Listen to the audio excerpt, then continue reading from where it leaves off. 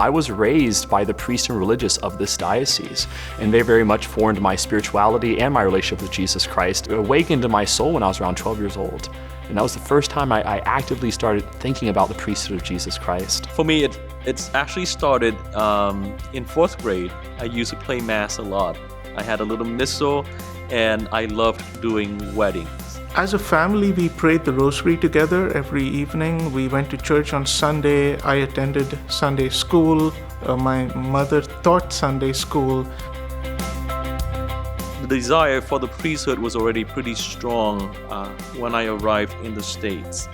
And the very fact that I was here alone, with no family, with no support system, kind of reminded me that the relationship with the Lord was so much the foundation, the strength, the support that I need. I was really discerning, what does the Lord want me to do? I knew that if I wanted to be happy, I had to do what God wanted.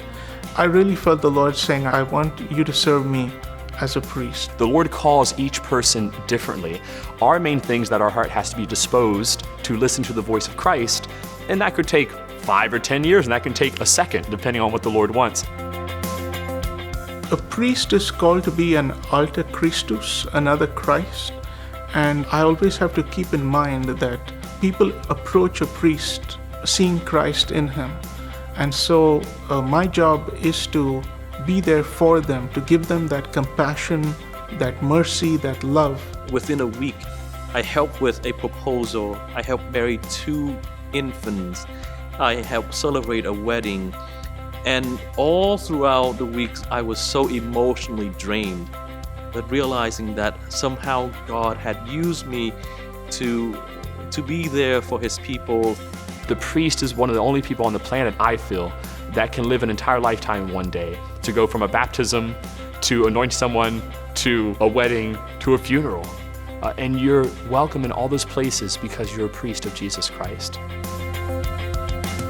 Peer pressure is huge these days, and for a young man to feel that interest in the priesthood, a lot of the time they feel ashamed to even verbalize it because it's so countercultural. But if God put a desire in your heart, He put it there for a reason. Be not afraid. Be not afraid. That's always how the enemy tries to get either people to sit on the fence with one leg in, one leg out of vocation, or to jump off the fence entirely. He plants seeds of doubt. That's always how the enemy works. Don't listen to those voices. Take that risk. You don't need to be a priest on day 1. There's 7 years of preparation. So take a step forward and let the Lord lead. If there is an interest, simply explore it. If it's God's will, it'll happen. If not, God at the end of the day only wanted to lead us to happiness. A lot of times we ask God for a sign, but we don't have the eyes to see the sign He wants to give us. So one of the first things that we have to develop in our heart if we're thinking about the priesthood is, what is the Lord doing in my life right now? And through prayer and silence, how can I be more attuned to the way the Spirit is working in my life? God has a plan, and His plans are always amazing. Sometimes we don't understand it, but if we keep saying yes to God's plans, He will take us to places we never even dreamed of. In spite of some of the most difficult days I've ever had to face, I've never regretted saying yes to the Lord. Every single morning I wake up, I know why I'm on this earth, and I have a reason to be here, and I know where I'm going. And that's a direct result of the priesthood of Jesus Christ.